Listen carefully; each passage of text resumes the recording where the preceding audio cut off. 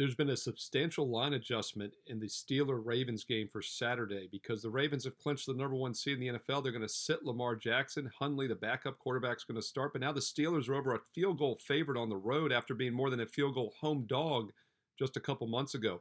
I'll let you know if there's value fading the Ravens in this meaningless game or if there is value playing the Ravens as they are the number one seed still in the AFC. All that information, how to play this game Saturday afternoon between the Steelers and Ravens, and make some money when you do so. That's coming up free for you in just a moment.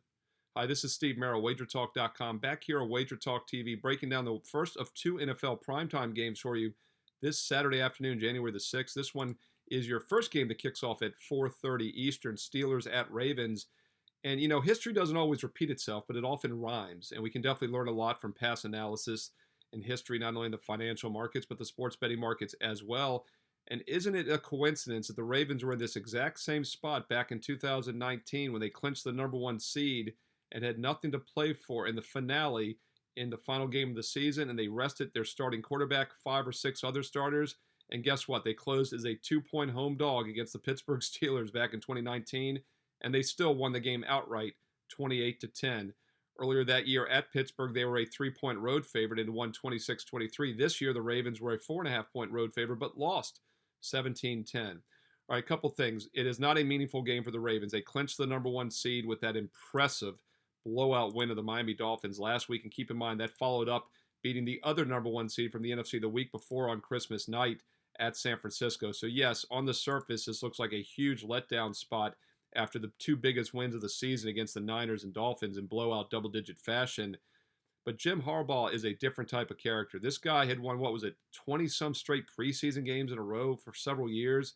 Nobody takes the preseason more serious than Harbaugh does, so I find it hard to believe he necessarily wants to lose any game, even if he's resting his star quarterback.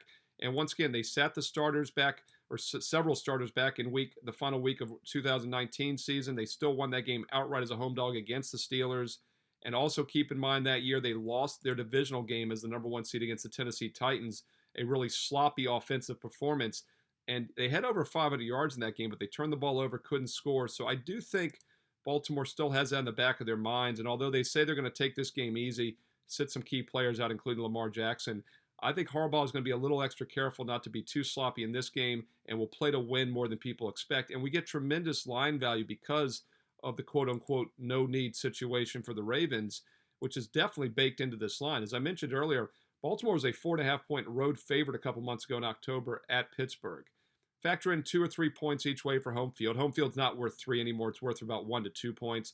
Steelers and Ravens both have pretty strong home fields, so let's just say 2 points each way. That would have been about an 8.5-point favorite for Baltimore at home. I have some raw power ratings that would favor the Ravens by 10 or 11 points, all things equal, this year at home. And now we get them as a 4-point home dog. Line was 3.5. Now it's up to 4 in many spots. This is almost a 2-touchdown adjustment because Lamar Jackson's not going to play. Now let's look at Brett Hundley. He is not a great backup. He has not taken a snap in an NFL regular season game in 4 years since the end of the 2019 season in December 4 years ago. That is a concern. Very mediocre numbers for his career. Yards per pass attempt, just 5.5 yards per pass. So he's not a good quarterback. But keep in mind, the Steelers are basically down to their third stringer as well, as Mason Rudolph will start once again this week. And he's got very mediocre numbers as well. This is a guy that's played in 20 games during his career, going back the last 5-6 years with the Steelers. 6.7 yards per pass, an 85.2 rating. Hundley, a 67.6. Both are below average quarterbacks. Yes, Mason Rudolph is better, but it's not saying much. And the Steelers also have a much weaker defense. Now, Baltimore will be probably sitting some guys and resting them on the defensive side, but Baltimore's substantially better pass defense this year, which kind of negates the fact that Pittsburgh will have the better quarterback this week. And the Ravens also the much better rushing attack. Now, I know a lot of that's because Lamar Jackson's a mobile quarterback, but they're still capable of running the ball as well in this game. Look, it's an over-adjustment, and all things equal, the line values with the Ravens here. I think they will still show up and play hard in this game, just like they did 4 years ago in that meaningless game of the 2019 season when they upset the Steelers as a home dog after already clinching the number one seed. Let's see if Hundley plays well this week. This game probably comes down to turnovers, which team turns the ball over less. And once again, the home team a little less likely to have the bad turnovers, in my opinion, especially the better defensive team in Baltimore. We'll take the defensive home dog, even though they have quote-unquote nothing to play for. By the way, the Steelers are still in the playoff mix, but they need help. They need to win, and they only have about a 22% chance still of making the postseason overall.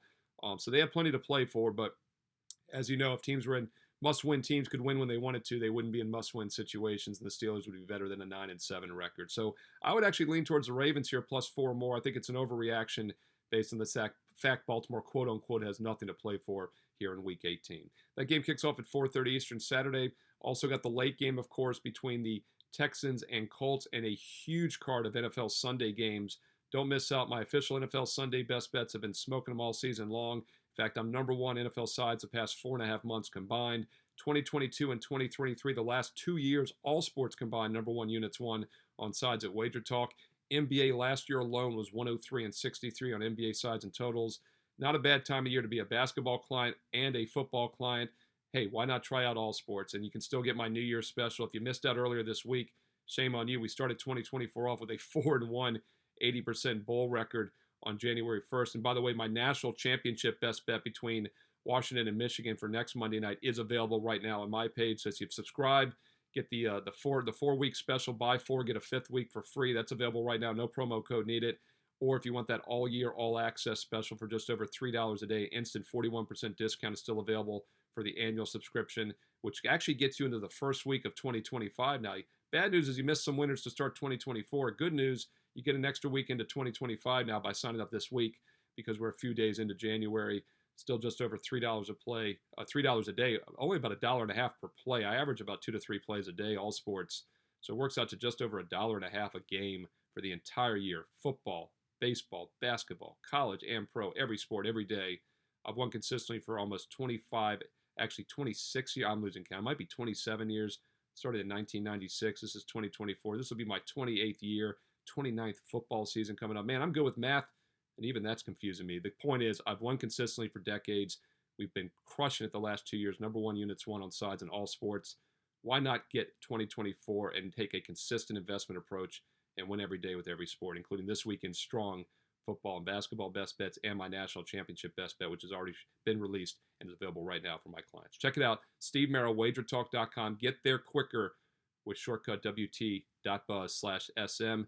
Don't forget to check out the daily free plays as well. That promo code for the all-year special, 41% discount, is pretty important.